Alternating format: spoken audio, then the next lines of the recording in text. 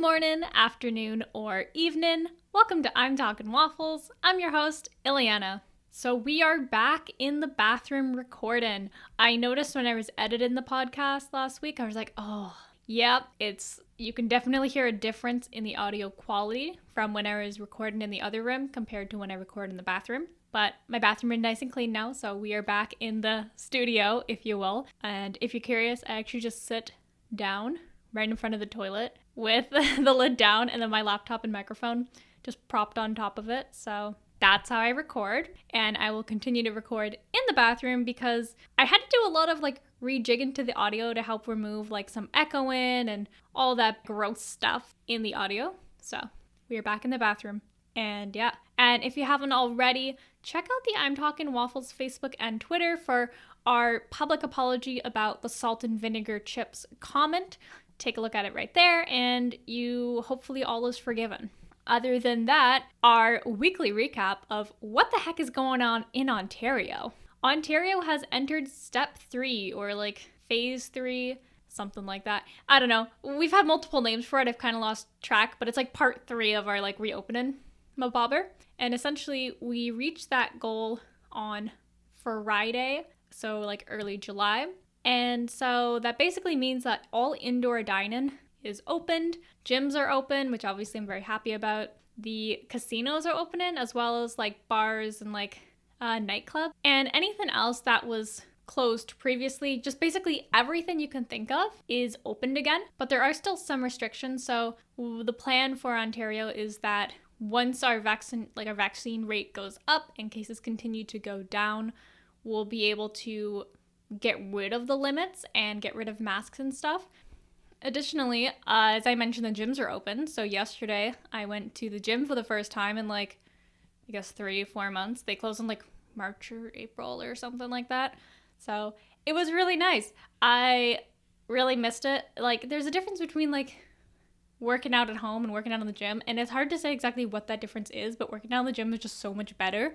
And you can put your earphones in and you just kind of do whatever and listen to music. You don't have to listen to the gym instructor on the computer being okay, now you gotta do this 10 times, 1, 2. It's I'd rather listen to my music than some random person's voice. So I'm very happy about that. And because my gym is open 24 hours, it's not staffed all of those hours, but I have this little key fob that basically I just beep and then I go in.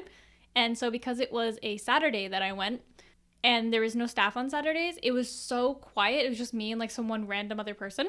So that was super great. It felt like my own private gym minus the one person, but I didn't really see them because they were in the weightlifting section and I was over on the cardio side. So I felt like I was just me and that was my own personal gym. So if I ever become a millionaire, I'm going to have my own personal gym in my mansion or whatever I decide to get.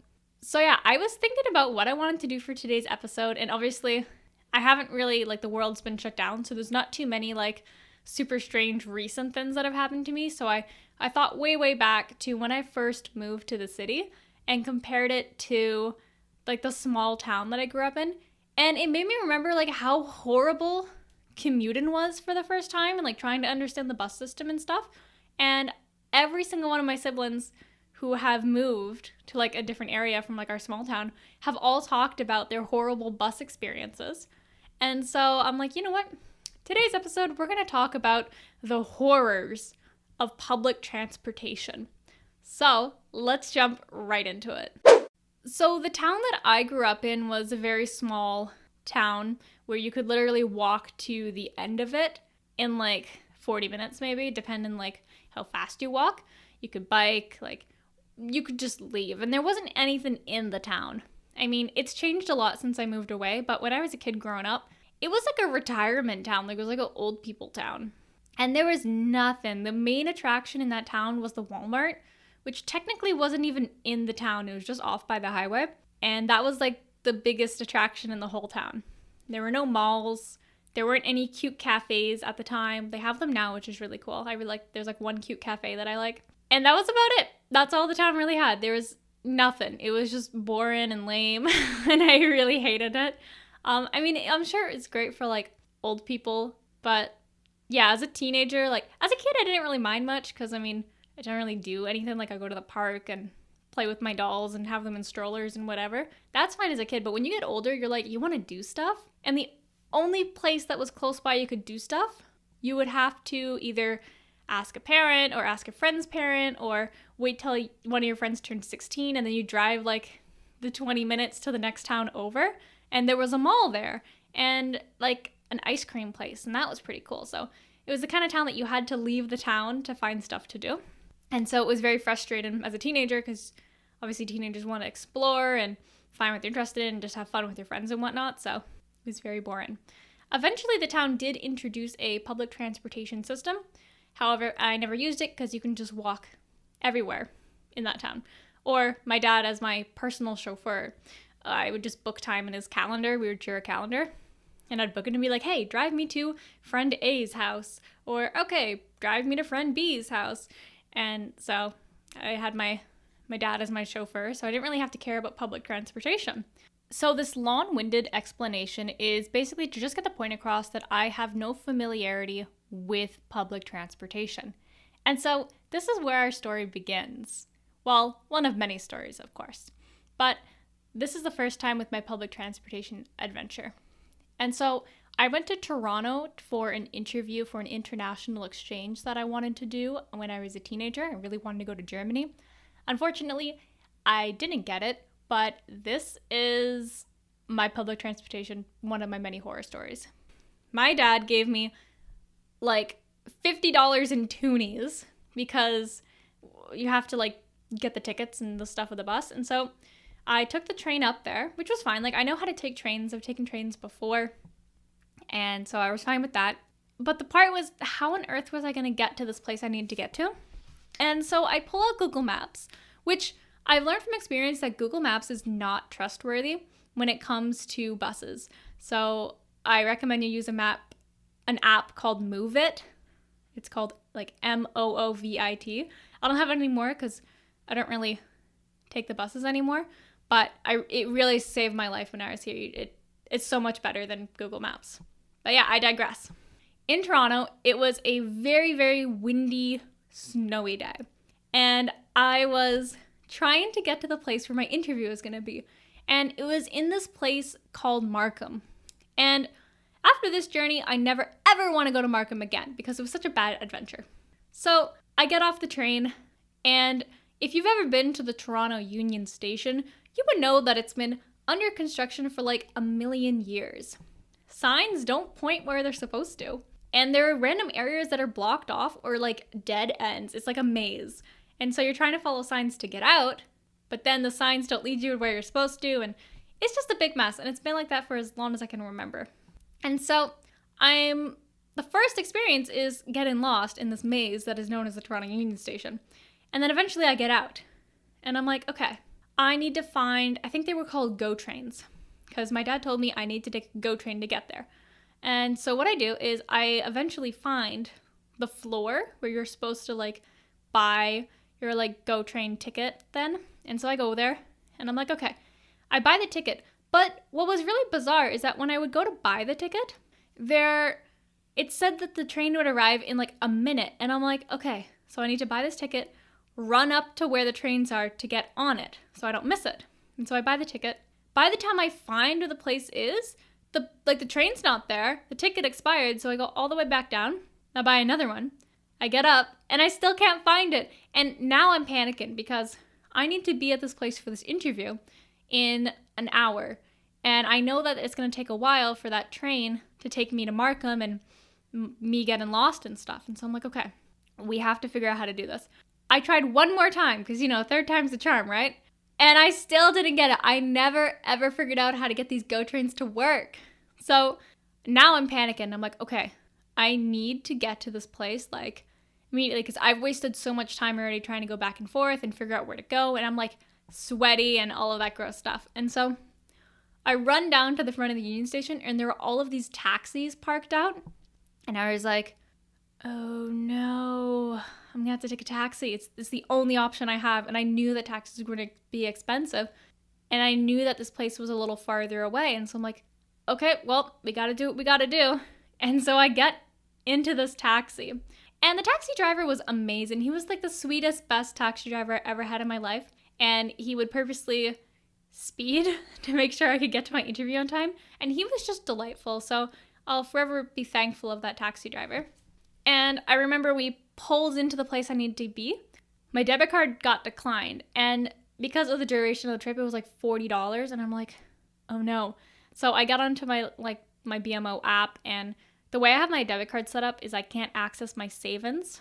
If I use the card, I can only access the savings through the app or on my computer. That way, anything in savings won't get spent. So I just transfer like some of the money from savings to checking. And this is when I was a teenager. So I think I just started having a job or something like that. Like I was pretty young at this point. And so I do that, and I hand him like a bunch of the toonies and stuff that my dad gave me for the ride. And the guy was like so sweet, and I think I was like 25 cents off or something, and he was like, no, yeah, it's fine, like good luck, like I hope you ace your interview. And he was just so sweet, and so I'll forever be thankful. And so I get out of the taxi and I get into the building, and I am early actually by like 10-15 minutes, which was perfect because I always like to be 10 to 15 minutes early. And so I get there, I do the interview, it went super well, it was super great. I often wonder why I did not get that exchange, because not to like sound like all pompous or whatever, but I think I did really, really well, especially because like interviews and that kind of stuff have always been a little bit difficult for me. And so I was like very confident in them, and that's like, I'm like, yeah. And then I didn't get it, so that was very unfortunate, but it was a good experience nonetheless. And so I finished the interview and it was good. And so the thing is that I had a friend in Toronto who was supposed to pick me up, and then we were going to hang out in Toronto for a bit, and then I was going to take the train back to my town. However, my friend told me that they suddenly got called into work or something, so they weren't able to hang out. But the thing is that I told the interviewer that I did have a ride, because the interviewer had offered me a ride back to Union, and I told him, oh, like I have a friend who's going to come pick me up, like thank you though, I appreciate it.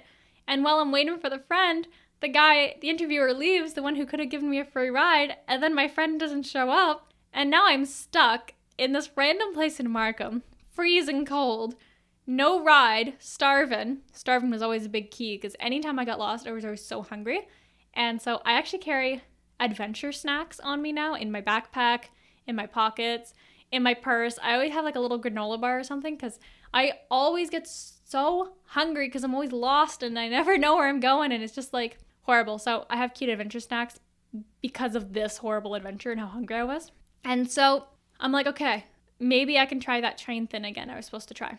So I pull up Google Maps, and it tells me that the closest like GO train was like a 10-minute walk. And I'm like, oh no, sorry, it wasn't GO train. I was taking the bus to the GO train and then taking the GO train back to Union. That was my plan.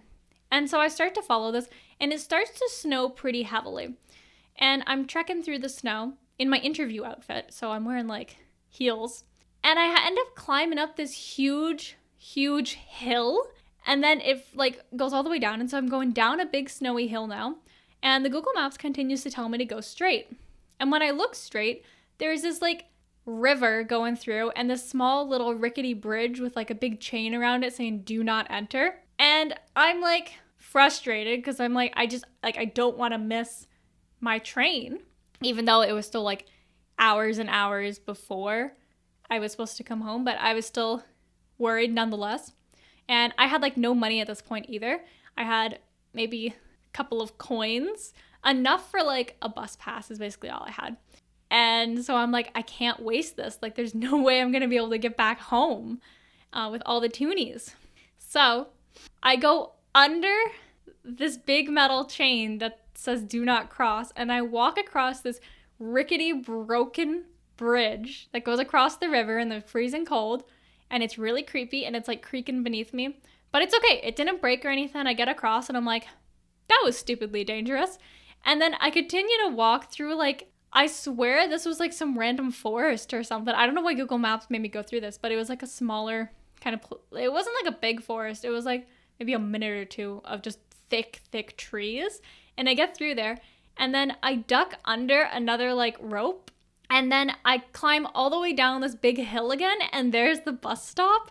And I'm like, yes, I found the bus stop. And then I clamber down and I wait, and a bus shows up, and I somehow had enough money in like my bag, even though I was like 25 cents short for the taxi. I must have, like, I had coins somewhere else, so I'm like, oh no, like I could have given like 25 cents, but I didn't know. And so I get onto the bus and it brings me, and I see like this big area that I assume were like GO trains or more buses, and I get on, and then the bus drops me off, and I'm like, where the heck am I? Like, how am I going to get back?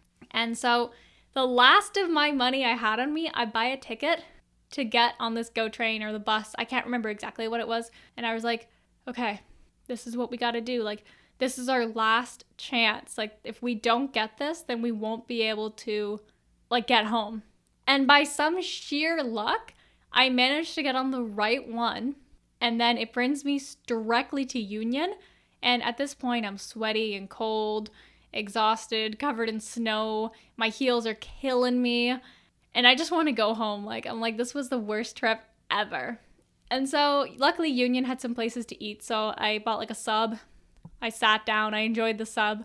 And then I got lost in Union, but I somehow found my train. And then I got home. And I will forever hate Markham because of that journey. Sorry, Markham. I just can't do it. It was the worst adventure. And then there was another time in my city where I actually tried to get to the Metro grocery store. And what happened was I was walking, right? And I get to the bus and I didn't realize that I suck at Google Maps. And I ended up at this newspaper place called the Metro or the Metropolitan or Metro Plus or whatever it was. And it turns out I had written the wrong Metro and I ended up at a random newspaper place instead of the grocery store. And then, of course, we cannot forget the Best Buy journey, which I was just trying to buy a camera for my photography class. And I was like, okay. So I searched Best Buy on my Google Maps while I'm on the incorrect bus. And it's like, Best Buy is pretty close. And I'm like, okay, cool. So I get off and I'm following this map and I actually see the Best Buy. And I'm like, okay. And I later found out that this was not even the right Best Buy. It wasn't the Best Buy I was looking for. I just stumbled upon like some random Best Buy. But I mean, it all worked out. But I'm walking there and I'm like, wait, how do I get to the Best Buy? And this is so embarrassing. There's this huge like chain link fence blocking me away from the Best Buy. And I was so tired and frustrated that I climbed over this fence to get to the Best Buy. I'm sure there was a way you could have gotten around it. I just climbed up, jumped over the fence, and continued towards Best Buy. And I ended up in like the back side of Best Buy where the trucks drop off like Best Buy products and whatever.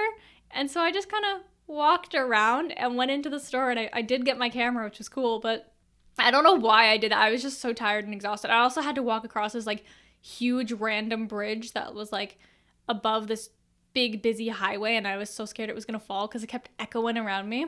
And then I was like, okay, I got my camera. Somehow I made it back after like 3 missed buses and getting on the wrong ones. I started to realize that the buses had names. And despite all the buses having the same numbers, they had different names. So it could be like the 33 Coastal Watermelon or the 33 Listerine. And this is how I started to realize, oh wait, I have to think about like the name of it, because on my map it's going to say I have to take the 33 Coastal Watermelon and I'm getting on the 33 Listerine. So it's like, okay, so this is a good starting point.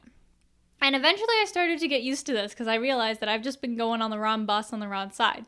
And I'm like, okay, I totally got this down now. Buses were still horrible. Well, okay, buses themselves, like, I love the idea of having public transportation because, like, you can get places without having to spend, like, $100 on Uber or whatever. But the people who are on buses are always the sketchiest people I've ever seen in my whole entire life. Now, mind you, they're nothing like the people in Vancouver who my sisters have told me very interesting stories about, like a lady who was making out with the bus's, like, seat cushion. There was somebody on the Vancouver bus who was, like, smoking, and so everybody just had to leave because obviously you can't smoke on a bus. There were, like, fist fights and stuff. Like, Vancouver's whack from what I've heard. But yeah, that's super bizarre. But the people on these buses are a different kind of weird. Like, the people in Vancouver just seem like off their rocker, but the people here are just creepy. Like beyond creepy and weird, and they just start screaming at times. And they're just not the kind of people you want to sit near. They just give bad vibes. Ugh, I had one guy try to touch my leg and I'm like, ugh, and I just like left. It was nasty and creepy. So if you want to know what I mean by creepy, that's what I mean by creepy. They're creepy. And I've seen people, I remember there's this one guy who came off the bus and started following this one girl, and she didn't even notice it until like I ran up to her and told her to take her headphones out because this is like creepy guy who was following her and shouting at her. Like, I don't know what's wrong with people. But that's another thing you grow accustomed to when you move to the city. There's like so many weird, creepy, sketchy people compared to like the smaller amount of weird, creepy, sketchy people in a small town. But yeah, these people are like super bizarre. And so yeah, buses are scary inside and out. And now don't even get me started on buses that just don't show up. A lot of the times the buses just don't show up. You're waiting there like minus 40 degrees, you're freezing, you just want to go home. You're waiting there and your app's like, yep, buses should be here in 5 minutes. And then 5 minutes passes, then it resets and goes, your next bus will be here in 60 minutes. And you're like, excuse me? Like, it's cold. And buses, they don't really have shelters either, like, at least here. And the shelters are like, when they do have shelters, there's no doors on them. So it's just always, always cold everywhere you are. And especially being in Ontario, it's freezing here.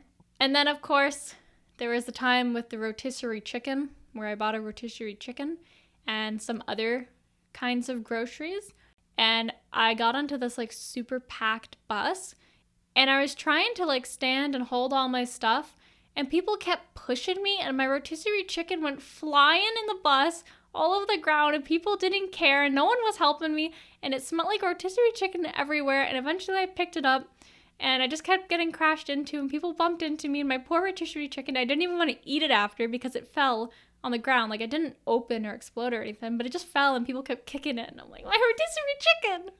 So yeah, those were some of my many transportation horror stories. I'm sure I have more, but those are like the highlighted ones, the one that I always think about and hate. Yeah, I eventually got the hang of buses, so I hope you enjoyed this week's episode. It is now time for everybody's favorite part of the show. That's right, it's the fun fact of the day. So today's fun fact is, dun-da-da! If someone tells you to hit the road in Saskatchewan, be prepared for a very long walk. The province has more road surface than any other country, with a total of 250,000 kilometers. So I can't even imagine, like, you go to take a bus and then it just drops you off somewhere random, and you're like, well, I guess I can walk somewhere close, and you just continue to walk and walk and walk and walk, and then you're just like die there or something. I've never been to Saskatchewan, but it's good to know that, because I think maybe I'll wait till I get a new car before I decide to do any travel into places that may have difficult commute. And I mean, maybe I just suck at transportation because I can never get where I want to be. But yeah, poor sense of direction perhaps. Perhaps buses are just built against me. Trains. I never really had a problem with trains though. Trains are amazing. So yeah, I hope you enjoyed this week's episode. Don't forget, I'm Talking Waffles does have merch. If you don't want to type in a long URL, just search imtalkingwaffles.ca and hit the merch section on my website, and it will redirect you to my merch site. That way you don't have to do like streamelements. Blah, blah, blah, blah, blah. So remember, we got hoodies, we got t-shirts and mugs. The mugs are a bestseller right now, so be sure to pick up some of those and support I'm Talking Waffles. You can also do that by following us on basically all the popular social media channels that are available. Don't forget to tell a friend about I'm Talking Waffles. Yeah, just don't forget. I'm watching you. So yeah, with that, I bid you a great rest of your morning, great rest of your evening, great rest of your night, great rest of your apocalypse, and great rest of your transportation journeys. Good luck and good hunting. Okay, bye!